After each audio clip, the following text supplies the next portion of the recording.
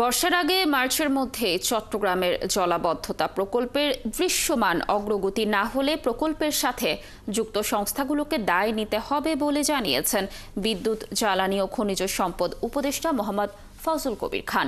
এছাড়া জনগণের ভোগান্তি লাঘবে মেগা প্রকল্পের কাজ না করলে এগুলো নিয়ে বিকল্প চিন্তা হবে বলে জানান পরিবেশ ও বন মন্ত্রণালয় উপদেষ্টা সৈয়দা রিজওয়ানা হাসান।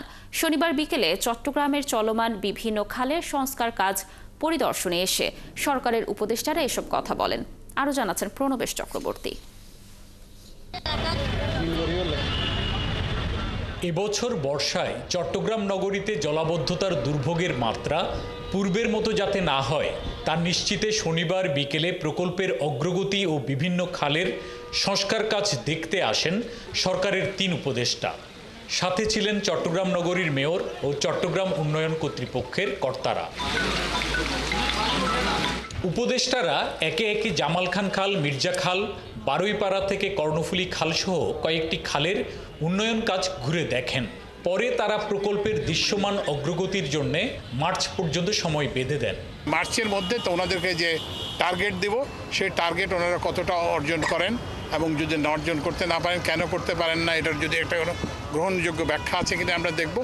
আর যেটা বললাম যে এটা এবার কিন্তু দায় নিতে হবে। চট্টগ্রামের খালগুলো ভরাট ও দখলে ভূমি অফিস ও ব্যক্তি মানুষের দায় আছে উল্লেখ করে পরিবেশ ও বন মন্ত্রণালয়ের উপদেষ্টা রিজওয়ানা হাসানও বলেন, জলাবদ্ধতা প্রকল্প কাজের অগ্রগতি না দেখলে প্রকল্প নিয়ে বিকল্প চিন্তা হবে।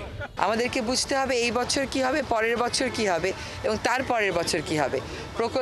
প্রকল্পটা যদি আমরা দেখি মানুষের কাজে লাগছে তাহলে অব্যাহত থাকবে, আর যদি দেখি মানুষের কাজে লাগছে না তাহলে আমাদেরকে চিন্তা করতে হবে। খাল ভরাটের পেছনে পলিথিন ব্যবহার ও নগরবাসীর দায় আছে উল্লেখ করেন আরেক উপদেষ্টা ফারুকী আজম। এই দায়ের জন্য কম দায়ী না নগর বসবাসকারী, যত্রতত্র ময়লা আবর্জনা ইত্যাদি এনক্রচমেন্ট, এই সমস্ত কিছু দিয়ে তারাও এক ধরনের দায় নিতে হবে। এই পরিত্রাণ পাইতে হলে সবার সম্মিলিত প্রচেষ্টায় আমরা পরিত্রাণ পাইতে পারি। আগের সরকার মেগা প্রকল্প নিয়ে মেগা দুর্নীতি করেছে উল্লেখ করে চট্টগ্রামের সিটি মেয়র বলেন, জলাবদ্ধতা নিরসনে সকল সংস্থার সমন্বিত চেষ্টা প্রয়োজন। আগের সরকার যেগুলো করেছে বিভিন্ন মেগা প্রজেক্টের নামে মেগা দুর্নীতি হয়েছে।